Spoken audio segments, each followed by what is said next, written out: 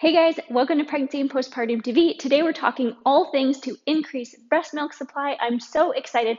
I have my friend Katie Clark from The Breastfeeding Mama here. She's my most trusted resource on everything breastfeeding. She's a professional blogger. You may know her from Clark's Condensed. She's a certified lactation educator.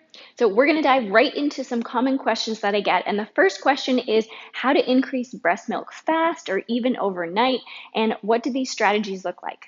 You want to increase the stimulation to your breast. To make milk, you have to move milk. And the best way to increase your milk supply fast is just by simply increasing the stimulation to the breast. When I was struggling with low milk supply with my second baby, I had various issues that led to that. And for me, I got some advice to increase the frequency of nursing to every 90 minutes. And I truly saw an increase in supply by the next day. If you're able to nurse and your baby is willing, definitely increase how often they will nurse. Sometimes I will tell people that they should do a nursing vacation where they just lay in bed with their baby, take their shirt off, and just nurse all day long as much as their baby wants. If someone is struggling with milk supply, I think the best thing you can do is stop watching the clock and just increase stimulation. If your baby isn't wanting to nurse, a lot of times moms that are struggling with low milk supply do so because their baby isn't nursing effectively. So in that situation, you're definitely going to want to start pumping more.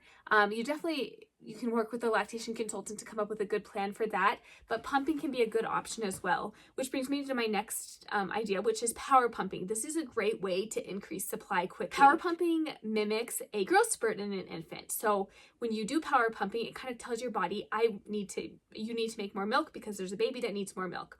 So power pumping is where you pump for about 20 minutes on. So you pump for 20 minutes and then you stop pumping for 10 minutes. And then the next 10 minutes you pump. And then you stop and then you start again for another 10 minutes. And you do this for about an hour. And this is just telling your body, I need to make more milk. And generally you can see results within a couple of days by doing this. A lot of moms ask me, oh, should I do this like 5 times a day? I definitely don't recommend doing it all the time.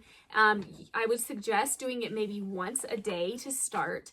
And again, with all these recommendations, you should be working with a lactation consultant. This isn't something that you should have to deal with on your own. And they can sometimes give you more advice that's tailored to your situation. And then finally, something else that will also increase the stimulation to the breast is simply pumping after you're done nursing and just kind of getting a little bit of extra, pumping for like 5 minutes to tell your body, I need to make more milk. Or you can hand express. I think hand expression is one of the best ways to increase supply, and it's a lot easier for some moms than getting out their pump after they're done nursing. So you're done nursing your baby and you can kind of just hand express on whatever side you have been nursing on. Something else I really like is switch feeding. This is a great alternative to triple feeding, which is something that some moms are recommended to do after their babies are born, if their baby's struggling to nurse or to gain weight. But triple feeding can be really exhausting. It's where you nurse, pump, and then feed them the bottle. With switch feeding, you kind of just switch them back and forth. I think a lot of people are worried about, offering each side more than once, but there's no rule that says that you can't offer each side more than once. So I say as long as your baby will keep going, you can switch back and forth, and that's a great way to elicit more letdowns, which can increase milk supply. Thank you, Katie. That's so helpful. I also want to mention to you guys that I'm going to link to Katie's guide in the description box below so you're not scribbling everything down. It's great that we can increase our milk supply if we end up with low milk supply, but I also want to ask you, Katie, how can we get a really good start and so we hopefully avoid getting in a low supply situation? Honestly, when everything is looking good with your baby, you and baby are both healthy, the best thing you can do is simply feed on demand. I see a lot of moms think that they need to get on a strict and rigid schedule right away, which I totally understand because, you want to get your life back to a little bit of normalcy. However, that can be something that can kind of make your milk supply have a little bit of trouble in the beginning and lead to low milk supply. And so I would definitely recommend not watching the clock, nursing your baby when they look hungry. And even if you're not sure, if you're kind of like, are they hungry or are they just fussy? My favorite phrase comes from the Milk Meg, which goes, when in doubt, whip it out. Because I think that is one of the best things you can do, is just to not question, is this a hunger cue? Is this blah, blah, blah? Just try and nurse your baby, because often nursing is not just for nutrition, but it can help with a lot of other things they're having, like fussiness, or if they're having trouble going to sleep. And in the beginning especially, I don't recommend getting on a strict schedule, because you are establishing your milk supply. Those first few days and weeks are essential for establishing milk supply. So I'd say focus on your milk supply, focus on getting your baby to breastfeed. Other schedules and routines will come. One pitfall I often see is that if a mom is going to miss a feed, she might be like, oh, I don't need to pump, I can wait a little bit longer. But sometimes you can get away with that, but often that just doing that a couple of times can tell your body, oh, I don't need to make this much milk. So you may see a decrease in supply with that. So if you are not going to be able to nurse or to pump, you want to make sure that you are doing that regularly and replacing those feeds with pumping, because that is essential. And sometimes you can't always pump easily, especially if you're out and about. So that's why I always recommend having, your electric pump if you're planning to pump, but also a manual pump can be really, really helpful. I feel like a lot of moms worry if they have a supply problem. How do we know if we have a supply problem, or what does normal supply actually look like? I really believe that understanding what normal milk supply is and what normal milk production is can really help calm a lot of the fears that moms have about low milk supply, because I think a lot of people hear it and they think, oh, this is such a common problem, I'm going to experience this.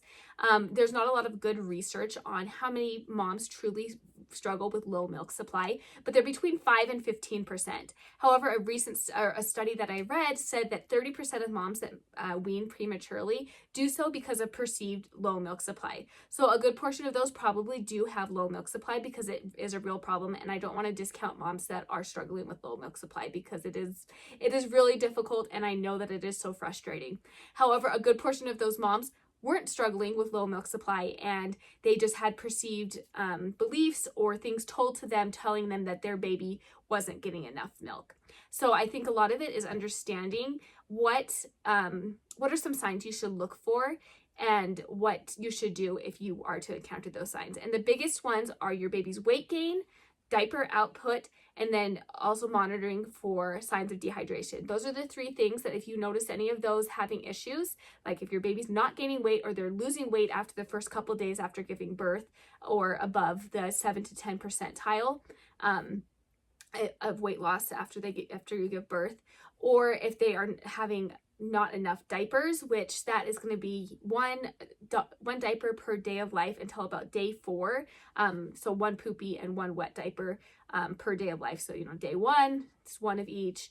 Day 2, 2 of each, and they might have way more than that. A lot of babies do, but that's what the minimum you're looking for. Then after that, you want about 5 to 6 very wet diapers, and then 3 to 4 poopy diapers. So if you see a decrease in that, or your baby's just not having enough wet diapers, then that might be a sign that you have low milk supply, or that your baby is not transferring milk effectively. And then finally, any signs of dehydration. It is so important for new parents to understand what the signs of dehydration are, because a baby can get dehydrated quickly, and you need to act quickly in those situations. There's also a lot of false alarms. So people will tell me, my baby's nursing more frequently, or my baby's waking up at night, or they're just fussy at the breast, or they'll take a bottle. There's so many different false alarms out there. And if they are combined with one of those problems I mentioned earlier, then you definitely want to seek help. However, if everything else looks good, if your baby's gaining weight well, they're having good diaper output, they don't have any signs of dehydration, but they just have some of these different behaviors, it might just be because they're a baby and they have different behaviors, and just because they're fussy doesn't mean it's always because they need to eat. So obviously, if you're nursing straight from the breast, it's hard to know if how much your baby is transferring or how much milk you're making. Pump output is not equal to what your baby is drawing out from the breast. A baby that is nursing efficiently is going to be more efficient than your pump most of the time. In my situation, I never can pump more than 2.5 ounces at a time, and that is on a very good day. Most of the time it's a lot less. But my son, when we would do weighted feeds, he would consistently transfer 5 ounces at a time. And so I saw for myself that babies can be a lot more efficient at the breast than with a pump. However, if you are pumping, there are some averages to look for. That's going to be 1 to 1.5 ounces per hour from the last time you nursed or pumped if you are pumping in place of a nursing session. If you're pumping in addition to nursing, so, like 20 minutes after you're done nursing, the average is going to be 0.25 to 2 ounces total. We're always looking at the total amount, not per side.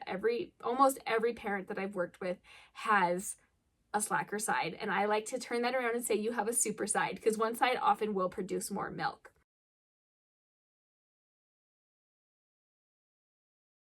If you're going back to work, I do recommend getting enough for your first day back. So that's about 1 to 1.25 ounces per hour your away that you want. And then focus on getting a 2 to 3 day freezer supply, which isn't going to be a ton of milk, and it might take you some time. Most people, when they're pumping, have to pump a couple times to get enough milk for a full bottle. So with all that said, if you are worried about your milk supply for any reason, listen to your mama gut and talk to an IBCLC. It never hurts to ask and to get a professional's opinion. And I think it is so important to listen to your gut.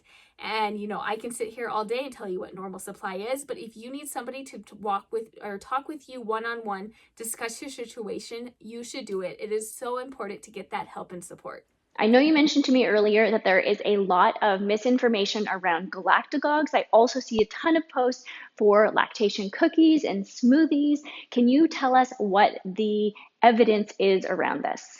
There is no doubt that there are certain foods and herbs and whatnot that can increase milk supply. And I think that these are great to incorporate into your everyday diet because they're things that are generally healthy, like oats and leafy greens and garlic and all sorts of different foods like that. So I think they're great to incorporate in your diet.